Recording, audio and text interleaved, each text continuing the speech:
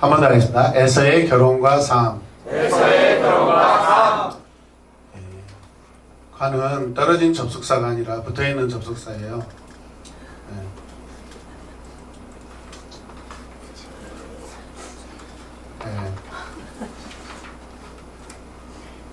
자, 59번째예요.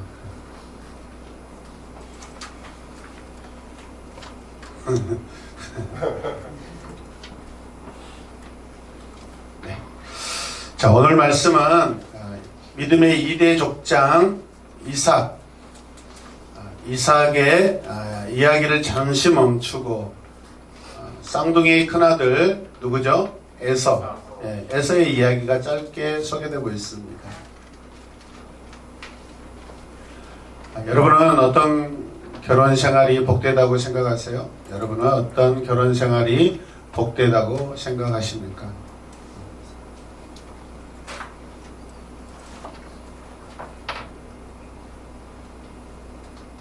저를 보세요.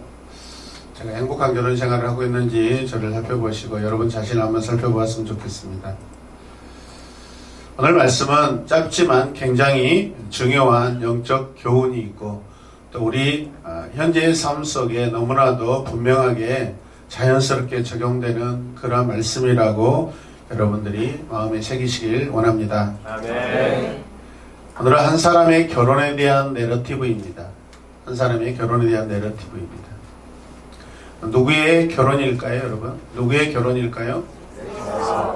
누구의 결혼일까요? 오늘 이 에서가 바로 이 브엘세바와 그랄과 이 바운더리 안에서 지금 인생이 펼쳐지고 있는 그런 삶을 살고 있습니다. 오늘 말씀 34절 말씀을 보면 첫 번째 에서가 가나안 족속과 결혼한 내용을 성경은 말씀하고 있습니다. 에서가 가나안 족속과 결혼한 내용이 기록되어 있습니다. 에서가 가나안 족속과 결혼한 내용이 기록되어 있습니다. 제가 이렇게 강조하는 것은 이 에서의 이 가나안 족속과의 결혼은 결코 하나님이 허락하시지 않는 결혼이고 그의 아버지 이삭이 원하지도 바라지도 않는 결혼이었다는 것을 여러분들 강조하기 위해서 제가 드리는 말씀입니다. 에서가 오늘 말씀 보면 헷 족속의 여인도 여인과 결혼을 했다고 소개하고 있습니다. 헷 족속의 여인과. 헷 족속은 당시 헤브론과 브엘세바 지역을 차지하고 있는 그런 강력한 나라입니다. 오래전 아브라함은 창세기 23장 10절에서 아내 사라를 매장하기 위해서 헷 족속 에브론에게 막벨라구를 사가지고 믿음의 족장들, 믿음의 사람들을 거기에 지금 계속해서 매장하고 있는 아주 중요한 그런 장소입니다. 또한 아브라함은 에서의 이삭의 결혼 과정에서 가나안 족속 사람들과 결혼을 시키지 않기 위해서 자기 고향 땅으로 종과 함께 보내어서 그곳에서 자기의 며느리를 취하는 굉장히 중요한 그런 결정을 하고 그렇게 시행했던 것을 우리가 이미 알 수 있습니다. 이런 측면에서 보았을 때 오늘 이 에서, 이삭의 큰아들 이 에서의 결혼은 이미 믿음에서 이탈된 결혼이라고 보아도 무방합니다, 여러분. 자, 말씀을 함께 읽겠습니다. 3, 4절 시작. 에서는 40살이 된 해에 아내로 맞았다. 여자를 아내로 맞았어요. 이 40의 나이는 아버지 이삭이 어머니 리브가와 결혼했던 동일한 나이입니다. 아마도 족장 시대에는 보편적으로 이 40살, 40세가 결혼 정년기였던 것 같습니다. 에서의 이 결혼 때 이삭의 나이는 100세였습니다. 몇 살이라고요? 100세. 자, 그러면 에서가 결혼한 여자들에 대해서 다시 한번 우리가 한번 살펴보도록 하겠습니다. 자, 34절 말씀을 이렇게 보면 내용 보면은 햇사람 브에리의 딸 유딕과 첫 번째 아내로 맞이하였다라고 성경이 말하고 있습니다. 이삭의 아들 에서는 나의 우물이라는 이름의 의미를 가진 부엘이라는 사람의 딸과 결혼하게 됩니다. 해적석 부엘이의 이 이름의 의미가 뭐라고요? 나의 우물, 나의 우물. 이 이름의 의미가 굉장히 중요합니다, 여러분. 에서가 첫 번째로 선택한 아내는 아버지의 이름이 나의 우물이라고 보았을 때 에서는 분명 아버지 이삭이 자기 어렸을 때 가나안 지역 그랄 땅에서 블레셋 사람들과의 우물 때문에 자주 마찰을 일으키고 갈등을 이룬 그런 여러분 현장에 있었던 사람입니다. 아멘이죠. 그래서 아마도 이 우물에 대한 굉장한 그러한 의미를 가지고 있었던 것 같습니다. 아버지가 겪었던 이 우물의 갈등이 분명 에서에게는 굉장한 스트레스로 작용하였다라고 보는 것이죠. 이해되십니까? 그래서 나의 우물이라고 하는 이름을 가진 이 부엘이라는 사람, 그 딸과 결혼한 것은 아마도 이미 우물을 가지고 있는 이 안정적인 이 사람, 이 부엘이 그의 집안의 딸과 결혼한 이유가 된다는 것이죠. 에서는 안정된 삶을 추구하고 싶어서 여러분 우물을 가진 자의 그 가정과 결혼을 하게 된 것입니다. 우물을 가진 자 부엘을 통해 가나안 지역에서 안정된 삶을 살아보겠다는 충분한 의지가 말씀을 통해 보여주고 있습니다. 그러나 아브라함과 이삭을 통해 하나님께서 금지한 결혼을 했다는 것은 자명한 이야기입니다. 명백한 사실입니다. 에서는 인생의 안정을 위해 하나님과 언약에서 빗겨난 결혼을 한 사실을 성경이 오늘 말씀하고 있습니다. 두 번째, 에서가 선택한 두 번째 아내를 살펴보겠습니다. 3, 4절 말씀 뒷부분, 햇사람 엘론의 딸 바스맛을 아내로 맞았다. 여기서 엘론은 상수리 나무라는 의미를 가지고 있고 그의 딸 바스맛은 향기라는 의미를 가진 이름입니다. 이 당시 상수리 나무는 우리 한국식으로 생각하면 마을 중앙에 있는 입구에 있는 마치 당산나무 같은 큰 나무를 의미하고 주로 그 나무에는 시골에 가보면 뭐죠? 어떤 새끼라고 하면 안 되는데 새끼라고 해야 되는데 지푸라기로 이렇게 뭐라 하죠? 그걸 새끼? 새내끼? 아니 나도 욕하지 마시고 네 집을 꼬아서 새끼를 그래도 새끼가 되네. 죄송해요. 이 당산나무를 칭칭 감아놓은 것은 무슨 의미죠? 거기에서 마치 거기에 마을에 큰 신이 있다고 생각하고 마을에 있는 무당이 항상 거기에서 어떤 제의식을 행하는 그런 장소입니다. 이 고대 시대에 이 가나안 지역에서도 마찬가지로 상수리 나무라는 것은 이방의 신들을 섬기는 대표적인 그런 장소입니다. 여러분. 무당들이 구슬하고 그들의 신을 섬기는 그런 대표적인 장소예요. 여러분. 어쩌면 이 엘론이라는 사람이 그 지역의 무당 박수일 수 있고 그 지역을 막 굉장히 통치하고 있는 어떤 마을의 굉장히 지도자임을 알 수가 있습니다. 이해되십니까? 상당히 여러분 영적으로 영향력을 가진 사람이다라고 보아도 무방합니다. 근데 그의 딸의 이름이 뭐예요? 바스맛인데 향기로운 여자예요. 굉장히 아름답고 예쁘다는 뜻이에요. 마을의 지도자인데 돈이 얼마나 많겠어요. 그 딸을 이렇게 향기롭게 키워냈는데 오늘에서는 두 번째 아내를 바로 이 사람, 이 가정을 선택했다는 것은 어떤 의미일까요, 여러분? 엘론이라는 이 사람은 이 지역에서 꽤나 영향력을 미치고 있었기 때문에 우상 숭배자의 대표자라고 말씀드릴 수 있고, 그런데 이 사람에게 이 아리따운 이 향기로운 딸, 그 딸의 이름 바스맛 향기라는 의미를 가진 이 여인과 결혼했다는 것은 무슨 뜻이에요? 가나안 지역을 섬기는 대표적인 그 인물, 여러분, 부엘이에게는 우물을 가지고 있었기 때문에 소유가 있습니다. 부자입니다. 엘론은 지역의 영적인 정서의 지도자입니다. 여러분. 두 가지를 지금 다 엉켜잡고 있습니다. 누가요? 에서가. 지금. 분명 하나님의 사람과는 가치관이 전혀 상반되는 그러한 선택을 하고 있다라고 우리가 볼 수 있습니다. 이해되시면 아멘. 아멘. 자, 34절 말씀 읽겠습니다. 시작. 에서는 40살이 되는 해에 햇사람 비에리의 딸 유딕과 햇사람 엘론의 딸 바스맛을 아내로 맞았다. 예.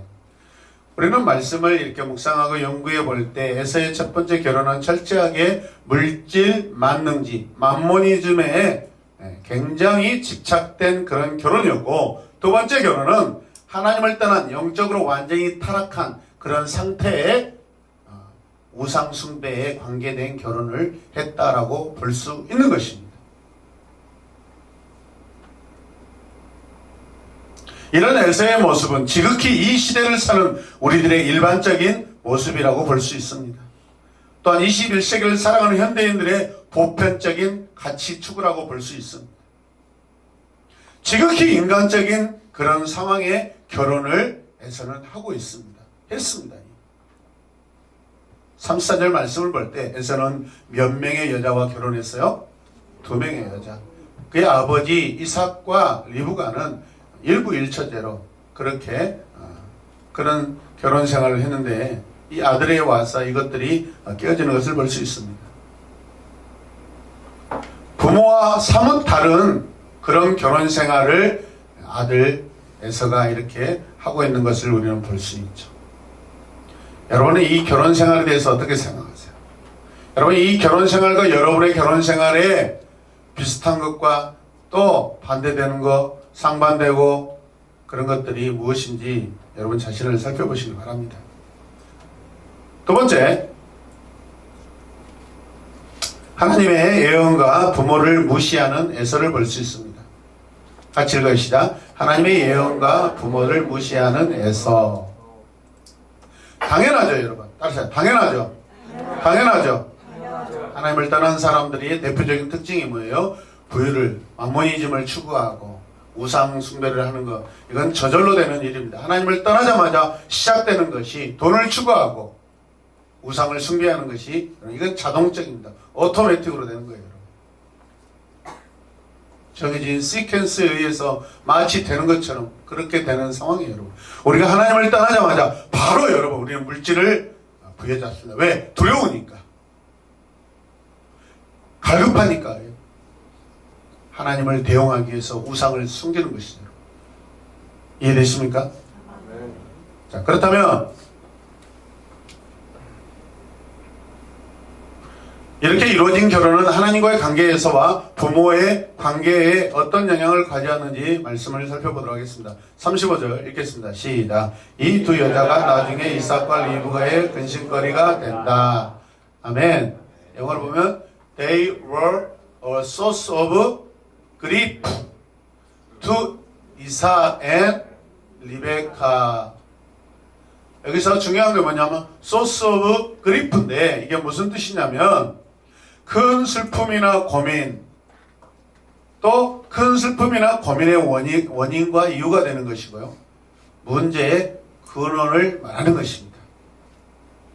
이 인생이 하나님 앞에 굉장히 큰 문제와 어떤 그 문제를 일으키는 원인의 삶을 지금 살게 되었다는 것이죠.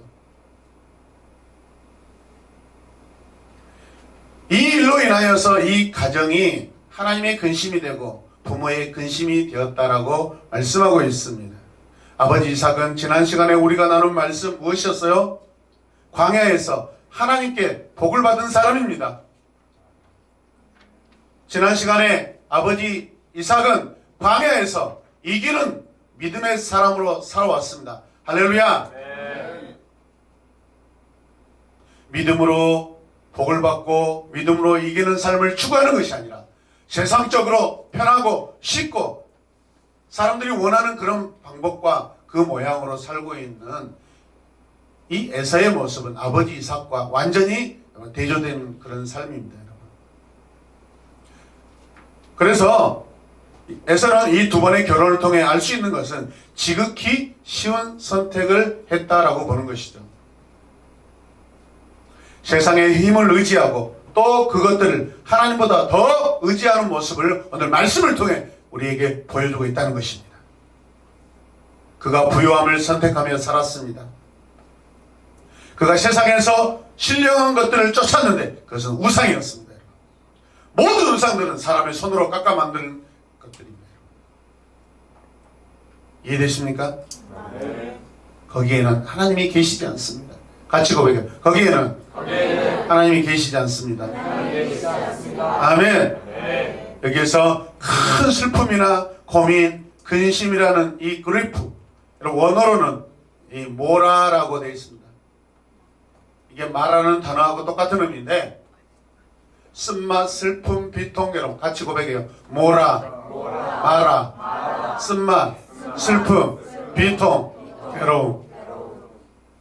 성경 루키서에 보면 베들레헴 에브라 사람 나오미는 남편 엘리멜렉을 따라서 베들레헴에 흉년이 들자 이방지역 모압 땅으로 이민을 갑니다. 그곳에서 남편과 두 아들 말론과 기론을 다 잃어버리고 다시 고향 베들레헴으로 돌아옵니다.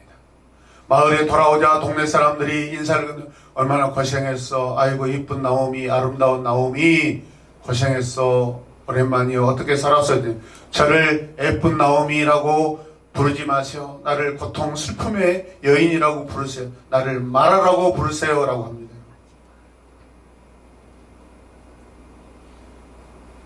여러분, 내가 사는 이곳에서 기근이 들고 아픔이 있고 고통이 있고 어려움이 있었어요. 그래서 그걸 해결해 보려고 거기서 더 참지 못하고 마치 잘 살 수 있는 그런 곳, 풍요한 그곳 모압 땅으로 이사 갔는데 거기서 남편을 잃고 두 아들을 잃습니다.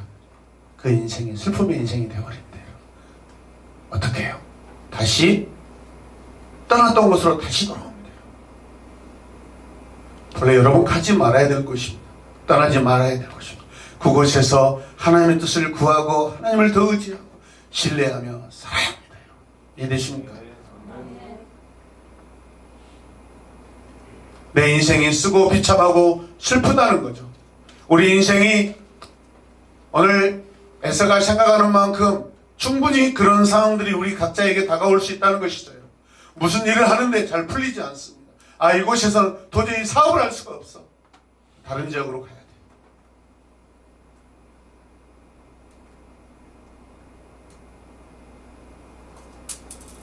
광주는 안 되는 곳이야. 소비도시여서. 생산적인 도시가 아니라 돈을 벌 수가 없어. 임금이 너무 낮아. 서울로 떠나고 다른 지역으로 떠나고자 하고 있는 돈 더 끌어모아서 새로운 지역으로 이사 가려고 합니다.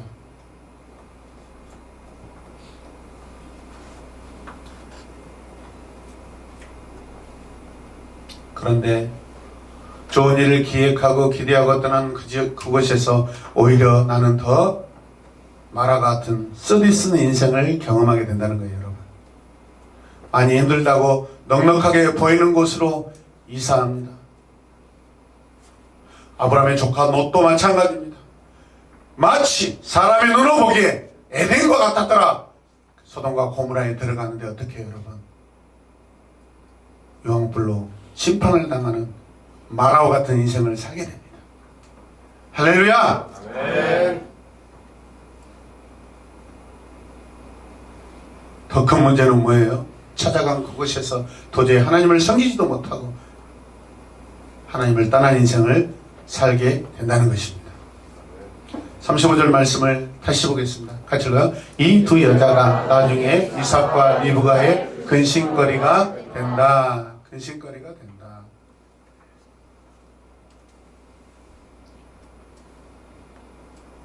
같이 읽읍시다. 시작. 에서와 같은 내 삶은 에서와 같은 내 삶은 예수 그리스도가 필요한 인생입니다. 하나님을 떠난 삶은 오늘은 달콤하지만 내일은 쓰디쓴 마라가 될 수 있다는 것을 여러분 경고를 받으시길 바랍니다. 내 삶도 마찬가지예요. 좀 더 나은 것으로, 좀 더 편한 곳으로, 좀 더 좋은 곳으로, 좀 더 멋진 곳으로, 좀 더 화려한 곳으로, 좀 더 아름다운 곳으로 가지만은, 가려고 하지만 그 상황에서 하나님 없는 만몬이지만 내 삶을 엉켜주고 있다는 것입니다. 내 삶이 만몬이즘의 인생이 되지 않길 원합니다. 내 삶이 하나님 나라를 버리고 찾아간 그런 세상 나라의 삶이 되지 않길 원합니다. 물질이 풍성하게 있다고 생각했지만 정작 그곳에는 하나님과 아무런 관련이 없는 그런 땅이 여러분 그곳에 있습니다. 선택을 누가 한 거예요? 에서가 한 것입니다. 여러분. 내가 한 거예요. 내 선택이에요. 내 중심이에요. 내 지식으로 선택했어요. 내 판단으로 선택했어요. 아니죠, 여러분. 하나님 판단, 하나님 중심, 하나님이 결정해 주신 하나님의 지혜로 우리 인생이 선택되어야 될 줄로 믿습니다. 아멘.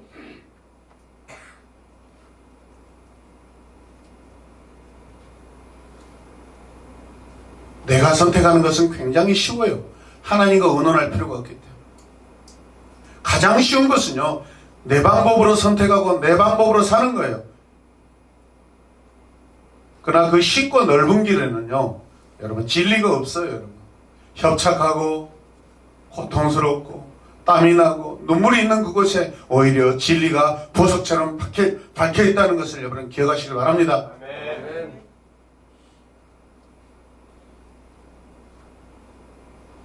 지지고 볶고 내 빗뚜껑이 여러분 소리가 나도 여러분 내 가정이 최고입니다. 여러분 밖에는 진리가 없어요. 조금 불편하고 조금 힘든 듯 해도 자식들의 목소리를 듣고 아내의 잔소리를 듣고 그렇게 사는 것이 어차피 우리가 살아가야 될, 개척해야 될, 짊어지고 가야 될 당연한 인생입니다. 여러분.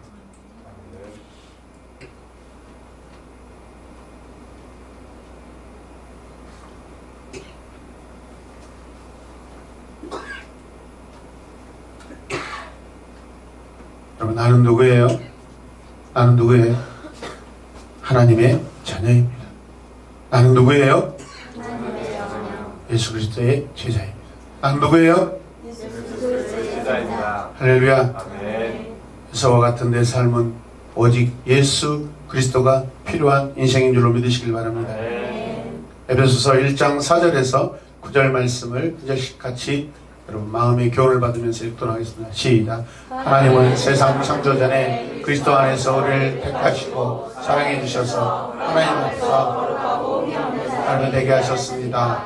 하나님은 하나님의 기뻐하시는 뜻을 따라 예수 그리스도를 통하여 우리를 하나님의 자녀로 삼으시기로 예정하신 것입니다. 아멘. 그래서 하나님이 하나님의 사랑하시는 아들 안에서 우리에게 거저주는 하나님의 영광스러운 은혜를 찬미하게 하셨습니다. 아멘. 7절. 우리는 이 아들 안에서 하나님의 풍성한 은혜를 따라 그의 피로 구속 곧 죄사함 용서를 받게 되었습니다. 아멘. 하나님은 우리에게 모든 지혜와 총명을 넘치게 주셔서 그리스도 안에서 미리 세우신 하나님이 기뻐하시는 뜻을 따라 하나님의 신비한 뜻을 우리에게 알려주셨습니다. 믿으시면 아멘. 광야에서 하나님을 붙들으시기 바랍니다. 광야에서 하나님의 복을 받는 사람이 되시기 바랍니다. 아버지 이삭처럼 광야에서 하나님을 전적으로 신뢰하며 이기는 믿음의 사람이 되시길 바랍니다. 지나친 물질을 따라가면은 우리 영혼이 하나님께 버림을 받을 수밖에 없습니다. 여러분 다 힘듭니다. 다 힘들어요. 나만 힘든 게 아니에요. 여러분. 오히려 더 힘든 사람도 더 많습니다. 여러분 감사하셔요. 왜 내 가게, 내 사업, 내 일만 이렇게 안 되지? 그거나 하나님의 사람들이 고백할 그런 입술의 고백이 아니에요.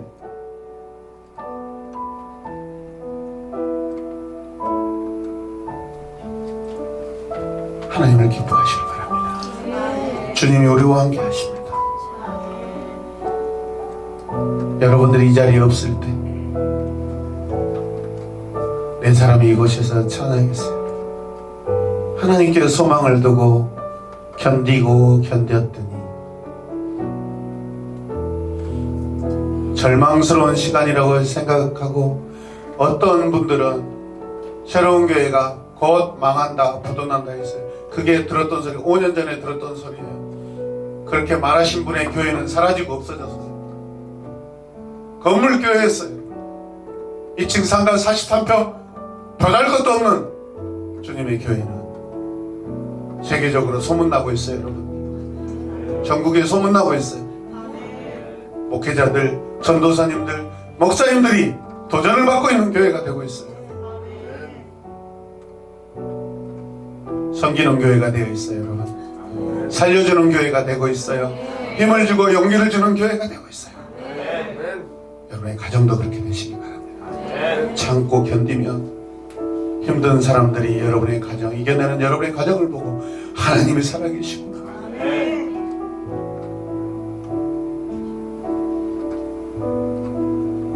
우리 이 시간 기도하겠습니다.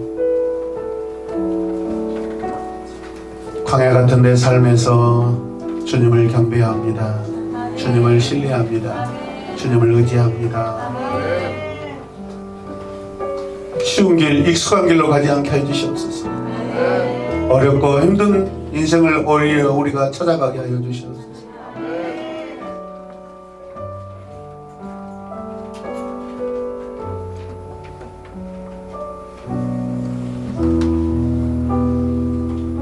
내 믿음의 관리를 하시기 바랍니다. 내 영적인 내 자신의 관리를 하셔야 돼요. 영적인 프로가 되시길 바랍니다.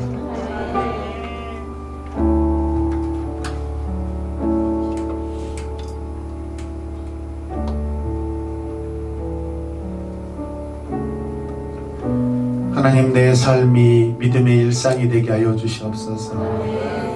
내가 말하고 선택하고 내가 결정하는 것들이 하나님 기뻐하시고 하나님이 원하시는 그런 결정들, 그 선택이 되게 하여 주시옵소서. 그러기 위해서는 말씀을 묵상하셔야 되고 기도 생활을 하셔야 되고 예배 생활에 충실하셔야 되고 절대로 쉬운 길을 선택하지 않았으면 좋겠습니다. 내 방법. 여러분, 응답이 없으면 하지 마세요. 응답이 올 때까지 기도하셔요. 내가 응답을 못 받겠으면 믿음의 사람들에게 부탁하셔요. 팀장님들에게 부탁하셔요. 우리 단톡에 기도 제목을 나누셔요. 기도할 것입니다. 그러다 보면 여러분, 희미한 내 선택이 분명해질 줄로 믿습니다. 하나님은 분명하신 분이십니다.